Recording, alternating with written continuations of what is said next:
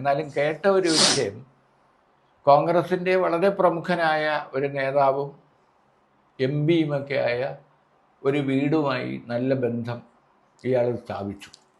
പേര് നമുക്ക് പറയണ്ട, കാരണം ആ മനുഷ്യനും ആ കുട്ടിക്കും അത് മോശമാണ്. അപ്പോൾ അവിടെയുള്ള മകളുമായിട്ട് ഇവൻ അടുക്കുകയും അതിനെ കല്യാണം കഴിക്കാൻ ഇവൻ സന്നദ്ധത അറിയിക്കുകയും ചെയ്തു. പക്ഷേ കാര്യങ്ങളോട് അടുത്തപ്പോൾ ജാതിയിൽ താഴ്ന്നതാണ് എന്ന് പറഞ്ഞിട്ട് അവൻ പിന്മാറി. അപ്പം ഈ കോൺഗ്രസ് രാഷ്ട്രീയത്തിൽ, അതും യൂത്ത് കോൺഗ്രസിനെ പോലെ ഒന്നിനെ നയിക്കുന്ന ഒരാളെന്നൊക്കെ അവകാശപ്പെടുന്ന ഒരാൾ, അതും വിദ്യാഭ്യാസം, നല്ല വിദ്യാഭ്യാസമുള്ളവൻ, ഈ കാലത്ത് അങ്ങനെ താഴ്ന്ന ജാതി എന്നൊക്കെ പറഞ്ഞു. അപ്പോൾ പ്രേമിച്ചപ്പോൾ ഇവൻ അറിഞ്ഞിരുന്നില്ലേ? അതാണത്രേ ഈ പാർട്ടിക്കകത്ത് വലിയ ഒരു കലാപത്തിന് ഇടയാക്കിയിരിക്കുന്നത്. അതായത് കോൺഗ്രസ് പാർട്ടി ആയിരുന്നു അത് ടേക്കപ്പ് ചെയ്യേണ്ടിയിരുന്നത്. ഒന്ന്, നമ്മൾ നേരത്തെ പറഞ്ഞതുപോലെ ഇയാൾ ഈ പ്രേമം നടിച്ച് പെൺകുട്ടികളെ സമീപിക്കുന്നതിൻ്റെ ലക്ഷ്യം വളരെ വളരെ ക്രൂരവും വളരെ നിന്ദ്യവുമാണ്. അതൊരു വശം. രണ്ടാമത്, വിവാഹം കഴിക്കാമെന്ന് പറഞ്ഞിട്ടാണ് എല്ലാവർക്കും ഇദ്ദേഹം വാഗ്ദാനം കൊടുക്കുന്നത്. അങ്ങനെയാണ് ഈ പെൺകുട്ടികളൊക്കെ പോയിട്ട് ഇതിൽ പെടുന്നത് മുഴുവൻ വിവാഹം കഴിക്കാം എന്ന് വാഗ്ദാനം കൊടുത്തിട്ടാണ്. മൂന്നാമത്തെ കാര്യം, ഈ പറഞ്ഞ ഇത് പത്രത്തിൽ വന്ന വിവരം തന്നെ എനിക്കുള്ളൂ. ചില പത്രങ്ങളിലൊക്കെ അങ്ങനെ വന്നിരുന്നു. ഒരു കോൺഗ്രസിൻ്റെ പ്രമുഖമായിട്ടുള്ളൊരു നേതാവ്, മുൻ MP-യുമായിട്ടുള്ളൊരു മകളെ ഇദ്ദേഹം ഇങ്ങനെ വിവാഹം കഴിക്കാമെന്ന് പറഞ്ഞ് പ്രേമത്തിൻ്റെ കുടുക്കിൽപ്പെടുത്തി. പിന്നെ ഒരു ഘട്ടം കഴിഞ്ഞപ്പോൾ ജാതി താഴ്ന്നതാണ്, എനിക്ക് കഴിക്കാൻ പറ്റില്ല എന്ന് പറഞ്ഞാൽ അങ്ങനെയുള്ള ഒരാളെ അന്ന് നീക്കം ചെയ്യേണ്ടതായിരുന്നു. ആ ഒരു കാരണം കൊണ്ട് മാത്രം. പരാതിയൊന്നും വേണമെന്നില്ല, യാതൊരു പരാതിയും വേണമെന്നില്ല. ഇങ്ങനൊന്നും ശ്രദ്ധയിൽപ്പെട്ടത് പരാതി പോലും വേണ്ട. ഇത് പരാതിപ്പെടേണ്ട ആവശ്യമില്ല. താഴ്ന്ന ജാതിക്കാരിയായിട്ടുള്ള ഒരു കുട്ടിയെ ആ ജാതി താഴ്ന്നതായി പോയി എന്നുള്ളത് കൊണ്ട് മാത്രം ഞാൻ കല്യാണം കഴിക്കില്ല. ബാക്കി സൗന്ദര്യത്തിലോ വിദ്യാഭ്യാസത്തിലോ മറ്റ് കാര്യങ്ങളിലോ ഒന്നും തടസ്സമില്ലാത്തതുകൊണ്ടാവുമല്ലോ ഇവൻ പ്രേമമായിട്ട് സമീപിച്ചിട്ടുണ്ടാവുക. അല്ലെങ്കിൽ ഇവൻ സമീപിക്കില്ലല്ലോ. അപ്പോൾ അങ്ങനെ സമീപിച്ചു, പരസ്പരം അവർ ആകൃഷ്ടരായി. ഒരു ഘട്ടം കഴിഞ്ഞപ്പോൾ ഇവൻ നീ ജാതി താഴ്ന്നതായതുകൊണ്ട് ഈ കല്യാണത്തിലേക്ക് നമുക്ക് പോകാൻ പറ്റില്ല എന്ന് പറഞ്ഞാൽ ഒറ്റ കാരണം മതി കോൺഗ്രസ് പാർട്ടിയിൽ നിന്ന് പുറത്താക്കാൻ. വാസ്തവത്തിൽ യൂത്ത് കോൺഗ്രസ് നിന്ന് പുറത്താക്കാൻ. കോൺഗ്രസ് പാർട്ടി സമൂഹത്തിന് കൊടുക്കുന്ന സന്ദേശം എന്താ? താഴ്ന്ന ജാതിക്കാരിയായിട്ടുള്ള ഒരു പെൺകുട്ടിയെ ഉയർന്ന ജാതിക്കാരിയായിട്ടുള്ള ഒരു ജാതിക്കാരനായിട്ടുള്ളൊരു കോൺഗ്രസ്സുകാരൻ വിവാഹം കഴിക്കാൻ പറ്റില്ല എന്ന ഒരു സന്ദേശമാണ് കോൺഗ്രസ് പാർട്ടി സമൂഹത്തിന് കൊടുക്കുന്നത് എങ്കിൽ പിന്നെ ആ പാർട്ടിയിൽ നിന്ന് ഈ നാട്ടിലെ ജനങ്ങൾ എന്ത് പ്രതീക്ഷിക്കണം? പിന്നെ ആ പാർട്ടിയിൽ നിന്ന് എന്താ പ്രതീക്ഷിക്കേണ്ടത് ഈ നാട്ടിലെ ജനങ്ങൾ? അതെ. പക്ഷേ നമ്മുടെ ഈ അംഗീകൃത പൊളിറ്റിക്കൽ പാർട്ടികളിലെ പല നേതാക്കൾക്കെതിരെയും ഈ പരസ്യമായിട്ടല്ലെങ്കിലും ഇത്തരം അലിഗേഷൻസ് പലപ്പോഴും പുറത്തു വരാറുണ്ട്. പക്ഷേ അതുപോലെ അല്ല ഇതിപ്പോൾ വന്നത്.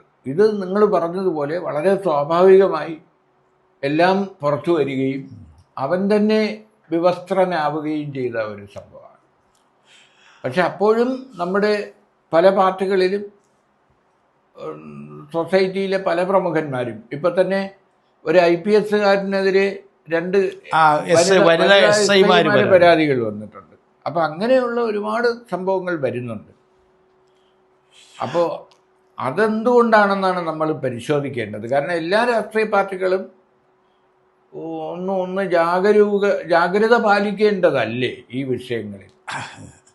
തീർച്ചയായിട്ടും. അതിൽ ഞങ്ങളുടെ പാർട്ടിയിൽ അങ്ങനത്തെ ഒരു സംവിധാനമുണ്ട്. ഞങ്ങളുടെ പാർട്ടിയിൽ എല്ലാ മേഖലയിലും സ്ത്രീകളോട് ദുരുദ്ദേശപരമായ താല്പര്യത്തിൻ്റെ അടിസ്ഥാനത്തിൽ ആരെങ്കിലും പെരുമാറിയാൽ അത് പരിശോധിക്കുന്നതിനുള്ള സംവിധാനം ഞങ്ങളുടെ പാർട്ടിയിലുണ്ട്. പരിശോധിക്കും, നടപടിയെടുക്കും. അങ്ങനെ നടപടിയെടുത്ത ചരിത്രം ഞങ്ങളുടെ പാർട്ടിയിലുണ്ട്, പലരുടെയും പാർട്ടിയിൽ ചരിത്രമുണ്ട്. ഇത് എല്ലാ പാർട്ടികളും അങ്ങനത്തെ ഒരു സംവിധാനം ഉണ്ടാക്കണം എന്നുള്ളത് എല്ലാം വേണ്ടതാണത്. പിന്നെ സുപ്രീം കോടതി ഡിറക്ഷൻ അല്ലെങ്കിൽ വേർഡിക്റ്റ് എന്നൊക്കെ പറയുന്നത് നിയമത്തിൻ്റെ ഭാഗം തന്നെയാണ്, നമ്മുടെ നിയമാവലിയുടെ ഭാഗമാവുക. അപ്പോൾ അതിൻ്റെ അടിസ്ഥാനത്തിലൊരു നിയമമാണ് ഇൻസ്റ്റിറ്റ്യൂഷൻസിൽ മുഴുവൻ ഒരു സ്ത്രീകളുടെ ഈ വിധത്തിൽ വേണം. അവരെ ലിംഗാധിഷ്ഠിതമായിട്ടുള്ള പരാതികൾ അവർക്ക് വരുമ്പോൾ അത് പരിശോധിക്കുന്നതിന്, വിശേഷിച്ചും ലൈംഗിക ചൊവ്വയോട് കൂടിയിട്ട് അവരോട് പെരുമാറുമ്പോൾ അത് പരിശോധിക്കുന്നതിന് ഒരു മെക്കാനിസം ആ സ്ഥാപനത്തിൽ വേണം എന്നുള്ളത് അതിപ്പോൾ നിലവിലുണ്ട്. എല്ലായിടത്തും ഉണ്ട്, എല്ലാ സംവിധാനത്തിലും, മാധ്യമ സ്ഥാപനങ്ങളിലും, എല്ലാ സ്ഥാപനത്തിലും, എല്ലാ ഇൻസ്റ്റിറ്റ്യൂഷൻസിലും അതുണ്ട്. അപ്പോൾ നിയമപരമായിട്ടും അതിൻ്റെ ഒരു സാധ്യത ആലോചിക്കണം. പിന്നെ ഇതിൻ്റെയൊക്കെ കാര്യം എന്താണെന്ന് വെച്ചാൽ കുറേ വികൃത മനസ്സുകൾ ഏത് സമൂഹത്തിലും ഉണ്ട്. ഇനി ഒന്നുകൂടെ ഞാൻ ചോദിക്കട്ടെ, നമ്മൾ ഈ ചാനൽ ചർച്ചകളിലൂടെ പോപ്പുലറായി വരുന്ന ആളുകൾ രാഷ്ട്രീയത്തിലേക്ക് വരികയും അവർ പിന്നെ സ്ഥാനാർത്ഥികളാവുകയും ഒക്കെ ചെയ്യുന്നത്, അത് ഒരു അതായത് ഇപ്പോൾ ക്യാമ്പസിൽ നിന്ന് പ്രസ്ഥാനത്തിലൂടെ വളർന്നു വരുന്നത് പോലെ അല്ല. ഈ ചാനൽ ചർച്ചയിലിരിക്കുക, അങ്ങനെ സെലിബ്രിറ്റി ആയി മാറുക, അതിൻ്റെ പിന്നാലെ സ്ഥാനാർത്ഥിയാവുക, ആ ഒരു ട്രെൻഡ് അതിപ്പോൾ വന്നിട്ടുള്ളൊരു പുതിയ ട്രെൻഡാണ്. അതിൻ്റെ ഒരു കാര്യം എന്താണെന്ന് ചോദിച്ചാൽ, നമ്മുടെ മാധ്യമ മേഖലയിൽ മാറ്റം വന്നു.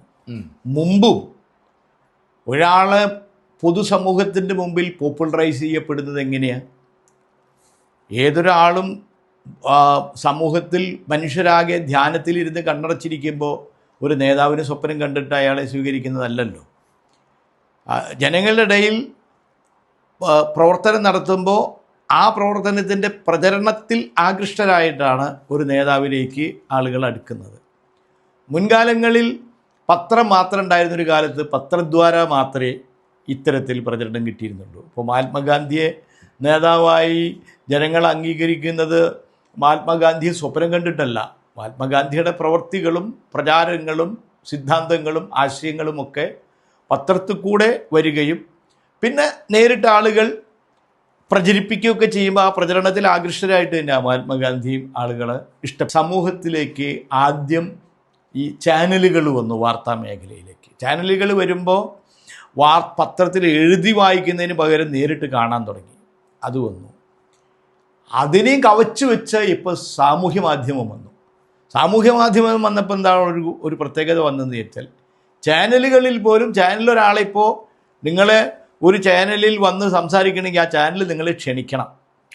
എന്നാലേ നിങ്ങൾക്ക് പോരാൻ പറ്റൂ. വന്ന് അവിടെ നിങ്ങളുടെ അഭിപ്രായങ്ങളോ വാദങ്ങളോ സമൂഹത്തിൻ്റെ മുമ്പിലേക്ക്, പ്രേക്ഷകരുടെ മുമ്പിലേക്ക് പറയാൻ സാധിക്കും.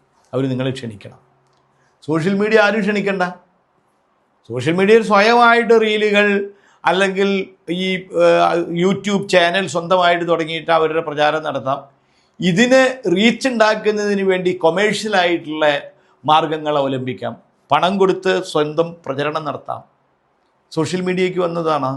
അങ്ങനത്തെ ഒരു സാഹചര്യത്തിൽ അതുണ്ടാവുമല്ലോ സ്വാഭാവികമായിട്ടും. എനിക്ക് പൈസ ചിലവാക്കിയിട്ട് എന്നെ സ്വയം ബൂസ്റ്റ് ചെയ്യാനും എനിക്ക് സ്വയം പ്രചരണം ഉണ്ടാക്കാനും പറ്റുന്നൊരവസ്ഥ വന്നു. സാധാരണഗതിയിൽ ഇങ്ങനെ സ്വയം പ്രചരണമൊക്കെ നടത്തിയ ഒരാൾ സ്വയം വലുതായിട്ട് എന്താ കാര്യം എന്നൊക്കെ ചിന്തിക്കണവരത് ചെയ്യില്ല. ആളുകൾ സ്വീകരിക്കല്ലേ വേണ്ടതെന്ന് ചിന്തിക്കണവരത് ചെയ്യില്ല. പക്ഷേ എനിക്ക് വലുതാവണം, എന്നെ എല്ലാവരും അറിയണം, ഞാൻ സ്വയം പണം ചിലവാക്കി സ്വയം സെൽഫ് ബൂസ്റ്റിംഗ് ഞാൻ നടത്തുകയാണ് എന്ന് വിചാരിക്കുന്നവർക്ക് സൗകര്യങ്ങളുണ്ട് ഈ നാട്ടിൽ. ഈ കൂട്ടത്തിൽ പലരും അങ്ങനെയാണ്. ഈ കൂട്ടത്തിൽ അങ്ങനെയുണ്ട്. അപ്പോൾ അത് നാട്ടിൽ വന്ന സംവിധാനങ്ങളിൽ വന്നിട്ടുള്ളൊരു മാറ്റത്തിൻ്റെയും കൂടിയാണ്. ഒരു കാര്യം കൂടെ ചോദിക്കട്ടെ, ഈ പാർലമെൻ്ററി നടപടിക്രമങ്ങൾ അറിയാവുന്ന ഒരാളെന്നുള്ള നിലയിൽ എന്തായിരിക്കും ഇനിയിപ്പോൾ നിയമസഭാ സമ്മേളനം വരാൻ പോവുകയാണല്ലോ. അപ്പോൾ ആ നിയമസഭാ സമ്മേളനം വരുമ്പോൾ എങ്ങനെയായിരിക്കും ഇദ്ദേഹത്തിൻ്റെ ഒരു നിലയും? നിയമസഭാ സമ്മേളനത്തിൽ പങ്കെടുക്കുന്നതിന് വിലക്കാൻ സ്പീക്കർക്കോ ആർക്കും സാധ്യമല്ല. ഒന്നും സാധ്യമല്ല. അദ്ദേഹം എലക്റ്റഡ് മെമ്പറാണ് ടു കോത്ത് ഇൻ നിയമസഭ. അദ്ദേഹം സത്യപ്രതിജ്ഞ ചെയ്ത MLA ആയി അവിടെ MLA ആയി പ്രവർത്തിച്ചുകൊണ്ടിരിക്കുകയാണ്. മറ്റ് തടസ്സങ്ങളുടെ നിയമങ്ങളുടെ അടിസ്ഥാനത്തിൽ സ്പീക്കർ ഇദ്ദേഹത്തെ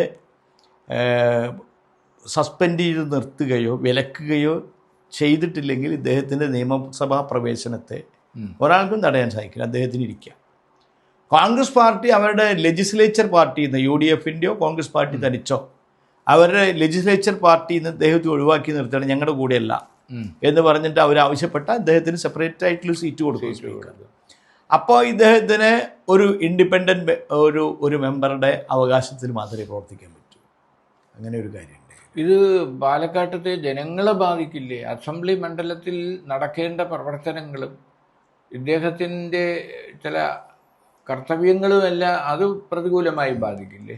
എൻ്റെ സാറേ, ഇതിപ്പോൾ നവംബർ മാസത്തിലായിരുന്നു ഈ by election. December, January, February, March, April, May, June, July, August, 10 മാസമായി. ഈ 10 മാസത്തിൻ്റെ ഇടയിൽ ഇദ്ദേഹം ഈ നാട്ടിലെ ജനങ്ങൾക്ക് വേണ്ടി ഒരു മുത്തങ്ങപ്പുല്ല് പറിച്ച കാര്യം പോലും ഇവിടെ പറയാൻ സാധിക്കില്ല. ഒന്നും നടന്നിട്ടില്ല. അദ്ദേഹം ഒന്നും ചെയ്തിട്ടില്ല. ഒന്നും ചെയ്തിട്ടില്ല. ഒരു വസ്തുവും ചെയ്തിട്ടില്ല. 10 മാസം കൊണ്ട് എന്ത് ചെയ്യാൻ പറ്റും എന്ന് വേണമെങ്കിൽ തിരിച്ചു ചോദിക്കാം. പക്ഷേ 10 മാസം കൊണ്ട് ചെയ്യാൻ പറ്റുന്നത് പോലും ചെയ്തിട്ടില്ല. ഒന്നും ചെയ്തിട്ടില്ല. ഒരു പൂച്ചെടി ഇന്നവിടെ നട്ടു MLA വക എന്ന് പറയാൻ പോലുമില്ല. ഒരു വശം. അപ്പോൾ ഇതുവരെയും ഒന്നും ചെയ്തിട്ടില്ല. ഇനിയിപ്പോൾ എന്താണെന്ന് വെച്ചാൽ ഒരു 7-8 മാസത്തിൻ്റെ ഉള്ളിൽ പുതിയ ഇലക്ഷനിലേക്ക് വരിക ജനങ്ങളെ. അപ്പോൾ ഇപ്പോൾ പാലക്കാട്ടുകാർ നമ്മൾക്ക് ഇവിടെ താമസിക്കുന്നവരാണല്ലോ. പല ആളുകളുമായിട്ടും ഒരു ദിവസം നമ്മൾ ഏതെല്ലാം തരത്തിലുള്ള ആളുകളുമായിട്ട് ഇതൊക്കെ സംസാരിക്കുന്നു. പൊതുവിൽ പാലക്കാട്ടുകാർ എത്തിച്ചേർന്നിട്ട് ഒരു ഫീൽ എന്താണെന്ന് വെച്ചാൽ, ഇങ്ങനത്തെ ഒരു ദുർഗതി വന്നല്ലോ, എന്ത് ചെയ്യാൻ പറ്റും? ഇങ്ങനെ ഒരു ദുർഗതി നമ്മൾ ജീവിക്കുന്ന നാട്ടിൽ പാലക്കാട്ടിൻ്റെ പേരിനോട് ചേർത്ത് ഇങ്ങനത്തെ ഒരു ആഭാസം ചേർത്ത് വെച്ചല്ലോ, അതിൻ്റെ നാണക്കേട് നമ്മളും കൂടി അനുഭവിക്കേണ്ടി വന്നല്ലോ എന്നുള്ള ദുഃഖം മാത്രമേ ഉള്ളൂ. എത്രയും പെട്ടെന്ന് ഈ ദുരിതം നമ്മുടെ തലേന്ന് പോകാൻ എന്താ മാർഗം എന്നുള്ളതാണ് അവർ ചിന്തിച്ചുകൊണ്ടിരിക്കുന്നത്.